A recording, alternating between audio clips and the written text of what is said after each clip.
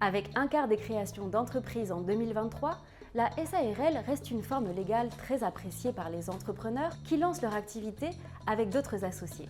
Ce statut juridique est-il adapté à votre projet? Commençons par voir les principales caractéristiques de la SARL. Il n'y a pas un nombre minimum d'associés. Le montant du capital social est libre, 1 € minimum. Seuls 20% doivent être libérés au démarrage de l'activité. Par défaut, l'entreprise est soumise à l'impôt sur les sociétés. La responsabilité des associés se limite au montant de leurs apports. Malgré de nombreux points communs avec la SAS, la SARL se distingue sur plusieurs points. Tout d'abord, le gérant majoritaire est considéré comme un travailleur non salarié. Auparavant rattaché à la sécurité sociale des indépendants, le montant de ses cotisations sociales est moins élevé. Je vous mets le lien en description de notre article dédié si vous voulez en savoir plus sur le gérant majoritaire. La SARL est une forme juridique qui vous permet d'impliquer pleinement votre conjoint dans l'activité. En effet, il peut obtenir le statut de conjoint collaborateur. Ainsi, votre partenaire bénéficie d'une protection sociale importante. Le choix d'une SARL s'accompagne également d'inconvénients qu'il est primordial de connaître. Avec ces règles strictes, la SARL nécessite d'effectuer une procédure spécifique afin d'ouvrir le capital à de nouveaux investisseurs.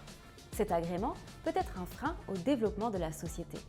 De même, le nombre maximum d'associés d'une SARL est de 100. Au même titre que l'entrée d'un nouvel associé, la cession de vos parts sociales d'une SARL requiert d'obtenir l'aval des autres associés. Cette procédure peut créer des tensions. De plus, la cession des parts sociales d'une SARL est soumise à des droits d'enregistrement à hauteur de 3% du montant contre seulement 0,1% pour une SAS. Les formalités de création d'une SARL sont identiques à celles d'une SAS. Les statuts d'une SARL sont strictement encadrés par la loi. Cependant, rédigez-les avec beaucoup d'attention car ils ont une importance cruciale pour le fonctionnement de votre société. Au moins 20% du montant du capital social de votre SARL doit être déposé sur un compte bloqué auprès d'un dépositaire habilité lors de sa création. Le solde doit être déposé dans les 5 ans qui suivent. Vous devez ensuite publier un avis de constitution dans un journal d'annonces légales pour informer les tiers de la constitution de votre SARL. L'ultime étape consiste à transmettre toutes les pièces justificatives au greffe du tribunal de commerce par l'intermédiaire de la plateforme du guichet unique. Voilà, j'espère que cet épisode vous a été utile. N'hésitez pas à vous abonner et à commenter.